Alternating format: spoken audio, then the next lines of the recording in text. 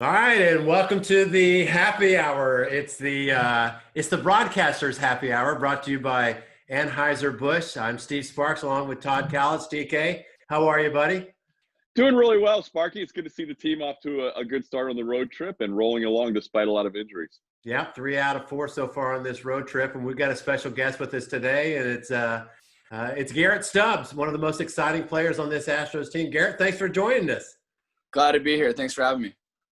Well, what's it like? I mean, this road trip, we're not on the road. We're, obviously doing all these games from Houston. A little different for us, but for you guys, it's different too. You're not getting out in these cities at all, are you? No, it's a little bit different on the road trips. We're when we look forward to going to places, there's amenities that come with the travel. But since we're all staying quarantined in our hotel rooms, the furthest place that we're going is the balcony. I know you played your freshman year at USC with Stephen Tarpley, and he's one of the Marlins who was actually able to stay with the team the whole way. Have you talked to him, or have you heard from anybody on either the Marlins or Cardinals about what they've been dealing with? I haven't talked to Tarpley, no, and they're definitely dealing with a serious situation over there. It sounds like it's subsided a little bit. They'll be playing this week. But no, I didn't get to reach out to him and see how things were going over there. But I'm glad to see that the Marlins will be back on the field soon. Garrett, Has their situation impacted how you guys have been on this first trip? Definitely. I think, we were all following protocols, but, there were a few gray areas where we maybe chose to, I don't know, maybe roam outside the room or whatnot. But now seeing across the league the severity of and the seriousness of what's going on and what the implications are if people do start catching the coronavirus, not being able to play games, and also the concern over the safety of the players getting the coronavirus. I know the percentages of concern are not as high for players and individuals with good health conditions, but just seeing that the other teams are getting games shut down and the league being able to not play games like that, I think we've all taken it a lot more seriously, not leaving the room, not going outside. Nobody's taking Ubers, whereas initially in the beginning of the season, Ubers were allowed. We're really staying in our rooms, postmating our food, and really just doing everything we can to get this season in. What's it like in the clubhouse, Garrett? It's still fun. Yeah. We're still having a lot of fun. Everyone, when we walk by in the hallways, we're still staying 6 feet apart as best as we can. But, after the games, when we win, we're playing music, we're dancing. We're enjoying it the best that we can. It's a little bit different this year, but you got to do what you can to make it fun. So social distancing while you guys celebrate. Oh yeah, we're all 6 feet apart with our hands in the air celebrating a win. You pretty happy with the way you started? You said the other day you hadn't seen live pitching in a while, and then you get a sac fly first AB out of the gate, and then you get a single in a big spot before George hits the home run. How's it been not seeing a lot of live pitching and being game ready? Yeah, it is strange. I got a little taste of it last year, having not played every single day.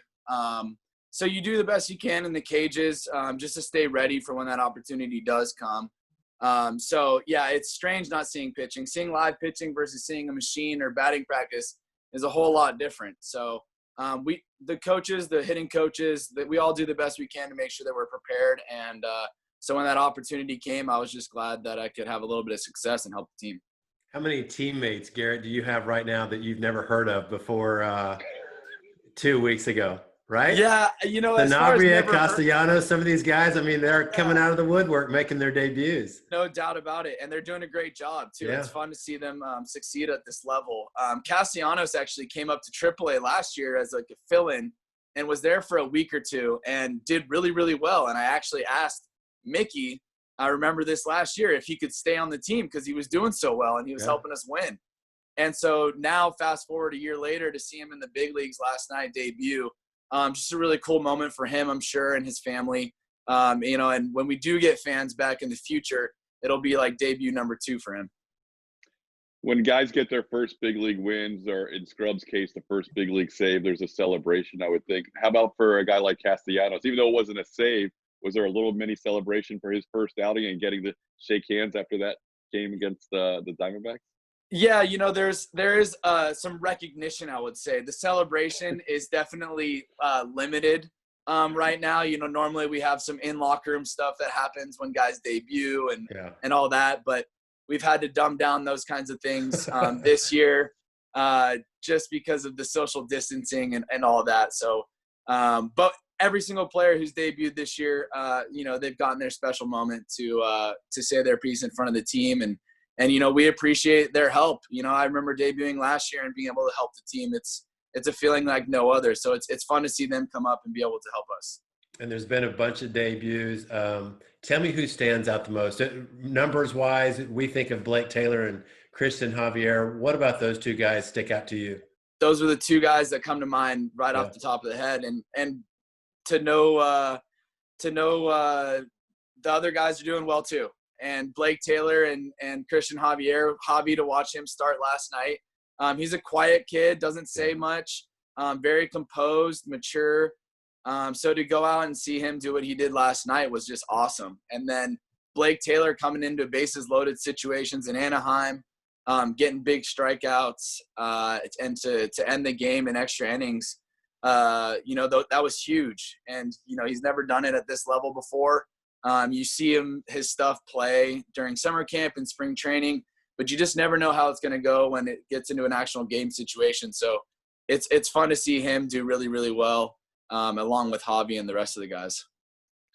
Because you've probably caught these guys more than Machete, more than Martin, more than Dustin Garneau, are they coming to you a lot saying, hey, what does this guy like to go to when he needs to throw a strike? Like, are you giving a lot more advice because you have the experience with these guys? Yeah, last night even, Javi got into a little bit of a situation. I think it was in maybe the third inning. And his stuff, I guess, just didn't look as good to Maldi. And so he came up to me and asked him, hey, when Javi starts doing this, what's his correction? And I gave him a few points, and the next two innings went out. And I watched him in the middle of the inning, Maldi go out to Javi and kind of remind him of some of the things that he needs to do to get back in the zone and have his stuff really have some life to it. So yeah, it is fun for me, even though I'm not on the field physically, feeling a part of the help to get Javi back in the zone and knowing these guys a little bit more. It's been fun for me, even on the sidelines, to be able to help Maldi get these guys back in the zone and help them be successful.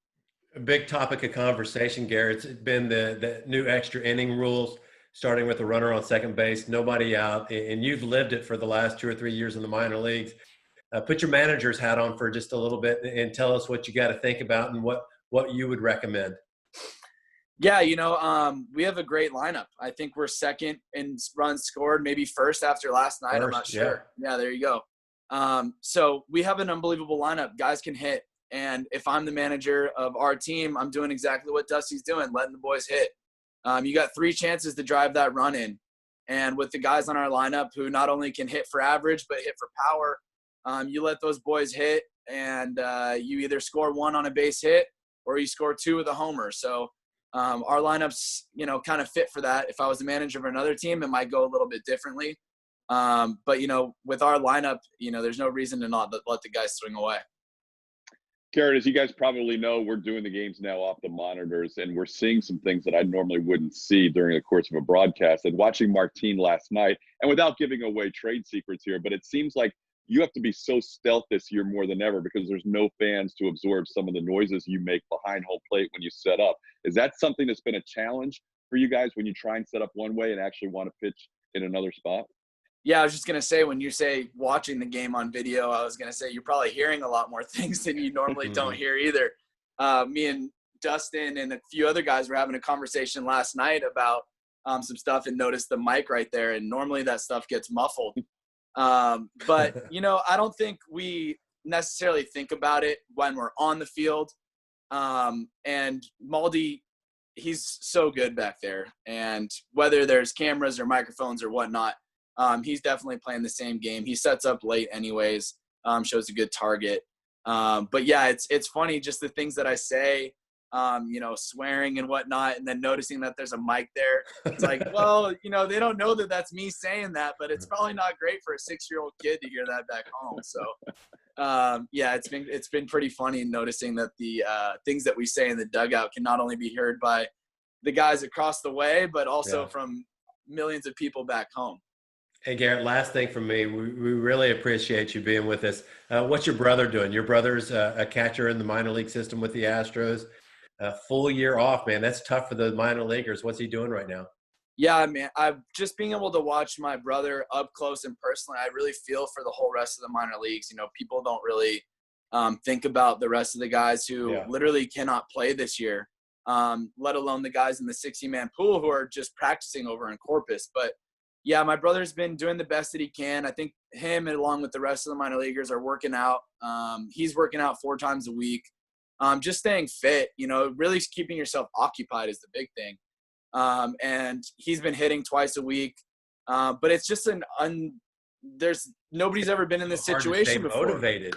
Yeah, and there's no motivation because nothing's in the foreseeable future. Mm-hmm. People don't even know what next year's going to look like. So he's just staying busy. He loves the sport, like all of us do. So he's been working out and being in the cages and throwing, and he's been enjoying it the best that he can. I think watching me has kind of been helping. So, he's been staying occupied. All right, Gary, last one then. As you get ready to head out to Chase Field for the game, when you talk about hitting the cages, what's your defensive prep? Are you still going to multiple positions on a routine basis to try and stay fresh for different spots other than catcher? Yeah, I take balls in the outfield every single day. And then my catching routine, Michael Collins, call him Tubby. He's our guy to keep us prepared for the games. A couple guys threw the bases yesterday. So yeah, catching and outfield. And then I've taken ground balls a couple times. Not as much as I would like to. Hopefully here pretty soon we'll be able to get a few more ground balls in there, just to be able to be an option out there in the infield if opportunity does present itself. We got a pretty good infield, so as long as they stay healthy, I think we'll be all right. Well, Garrett Stubbs, we appreciate you coming on with us. I know you're busy, but maybe not as lonely now that you come on with us. So thanks a lot. We appreciate it, man. Yeah, I appreciate you guys having me on. Thanks, guys. You got it. Take care. Thanks, Garrett. Well, TK, Garrett Stubbs, it couldn't have been better, right? I mean, we get a little insight into what's going on in the clubhouses with the Astros, and it's pretty stringent. They're taking everything really serious, you know it? Yeah, good for them. The team that gets to the playoffs and does the best is the team that's going to stay intact the most. Obviously, you can't prevent injuries, but you can prevent maybe getting the virus by being careful. And it sounds like that's what they're doing. You can't prevent injuries. Man, isn't that the truth? Man, what's going on with this pitching staff? I don't know. You tell me. You're the pitcher. I honestly, personally feel like Justin Verlander's a guy you trust to get ready more than anybody. He's going to ramp it up the way you want to. So I can't say it's simply because of the lack of time to get ready. But I think that's part of the reason you're seeing so many injuries around the big leagues. You're seeing guys that rush to get ready, and maybe instead of being in their second or third week of spring training, they're now ramping it up like it's opening day because it was opening day. And you tell me, is that what you think is the issue is? Yeah, I think so. And you talk about getting your legs underneath you, some stamina base there to be able to log and really push things. And it just doesn't look like a lot of guys were there. And I think part of it had to do with getting ramped up, shutting it down, and then getting ramped up again, because I was involved in a similar situation in 1995 coming off that strike, but we didn't go, stop, and go again. And I think that's what's different. And I think we're seeing more injuries this time around because of that. And the other thing I think, and you can speak to this, when you have set dates, like when you report to camp, what date you have to be ready for camp. 6 weeks from there, you have to be ready for opening day. Everything's set in stone to build up for that. But as you said, the stopping, starting, and not knowing exactly when things are going, it was hard to get on a program. Even if you were working out, it was hard to get on a realistic program to get ready that quickly. Yeah, a lot of times it's just the first month or two in the off season when you're trying to get gains as far as strength. And then you got to be very functional as far as baseball goes. Baseball is much different from a lot of sports. So, and you're going to lose strength during the course of the year. So they were really caught in the middle of, are we going to start? Or they can't really go at it like they would in a typical offseason. So it was a very tough situation. And I think the pitchers have paid the price, not just the Astros. A lot of teams are going through the same thing, but I think the Astros have been hit the hardest. So they're going to have to slug, and it's a great offense, and they're still awaiting a force in Yordan Alvarez. But when they get everybody going and, keep fingers crossed that they stay healthy, they'll be able to score. They'll win a lot of games, right? Yeah, I mean they're scoring right now without Springer's had a great road trip, but Yeah. Altuve hadn't been himself. Spotty production from Altuve. Bregman hasn't quite been what you expected. Brantley's sat out a little bit with that recent injury, but you feel like this offense can sustain it. And oh, by the way, the Rookie of the Year should be here at some point this month. Okay, the team's on the road. Robert and I are doing the radio broadcast from our familiar radio booth at Minute Maid Park. It's kind of weird. We're the only ones in the ballpark along with the Spanish broadcasters, but it's eerie. I mean, nobody in the stadium. As soon as it gets dark, it's dark out there. What's it like for you and Blummer and Julia? Yeah, it's different. We're in the studio at AT&T, so it's the same studio that the pregame and postgame show is hosted. So Kevin Eschenfelder and Mike Stanton host the pregame show in that same big room that we all actually set up for our broadcast. Then Blummer and I have the monitor in front of us. We have a different monitor which shows us where the defensive alignment is. We call it the all nine, where you see the whole defense. It also shows us the other team's broadcast, and it shows us the two bullpens. At least in Phoenix, that was the case. In Anaheim, we didn't have the bullpen. So it's very different to me, and I'm curious to hear what you think calling the games. Any fan can try this at home, by the way. They can watch the game on a monitor and try and call it. That's exactly what we're doing. Right. The balls down the line are difficult because you know exactly where you look normally, and this time you're kind of looking for the all nine to try and find the umpire making the call and advancing the runners. I try and watch the play on the monitor, but I'm also trying to watch where the runners are to know if they have a chance to score. So to me, those are the two most difficult plays that I've encountered so far. Yeah, defensive alignments, get tricky. Check swings when the camera doesn't go immediately to the first or third base umpire, so you're just kind of waiting in the wings to try to get that call right. And the other thing is later in the games, and you and I actually talked about this on the telephone yesterday, was it gets to the 7th and 8th inning, and I'm always thinking along, or trying to anyway, with the managers on the field when they get to the bottom third of their lineup, when they might pinch hit, to see who might be coming, onto the top step of the dugout as a pinch hit opportunity. So all you can really do right now is present possibilities, and you're at the mercy of the home team's cameramen, and the broadcasters for the home team, this very well, is they're kind of following the lead of the cameras. So, that's who we're at the mercy of. So it's not geared toward our broadcast, which makes things a little bit more tricky. But I think the biggest thing when I'm doing my play-by-play innings is slow down. Just be patient, try to be on time with the crack of the bat, and then just wait, because we can't really follow the fielders like we usually do and know if they've got a beat on it or if the ball's hit as well as we think and it's got a chance to get out of the ballpark, something like that. Yeah, I know that was your advice because you guys did the Kansas City games and you said, hey, you just got to take a beat and slow down. I'm having trouble doing that. Like, that's a big challenge for me. I'm a reactive broadcaster. As soon as I see it, I want to react. So maybe I will learn, maybe I won't make the adjustment, but I have to get a little bit better because it is tricky. You have to take a breath. And that's been harder for me to wait and make the calls. Hey, something's flashing in my eyes. I can't see very well. What do you got on your right hand? Yeah, what is buddy. that, man? How sweet is that? Woohoo! How sweet is that? It is awesome. I love this ring. It's the 2019 American League Championship ring, and I have two now since joining the Astros, which is pretty cool. This one's awesome. It's got our names on it. Obviously, it's got the year. It's got the H-star. It's got everything. But the cool thing is fans can actually participate in this as well with Jostens, right? There's a Jostens fan collection, and there's the team store at Union Station that carry that jewelry. And it's to honor that 2019 American League Championship Series winners, the Houston Astros. And they've got a few items, including a ring like that. They made 117 rings that are very similar to the ones that the players wear, and the one that you're wearing right there, Todd, available. And there's still some available right now. So that's at the team store in Union Station. And you got to get on it. Jostin's Fan Collection. They've got some other items as well. So get out there and work on that. Also, a couple other Jostins.com/Astros. Okay. Jostins.com/Astros. That's where they go to get that. Another opportunity to participate as a fan is to get your cutout, right? Yeah. Do you have one?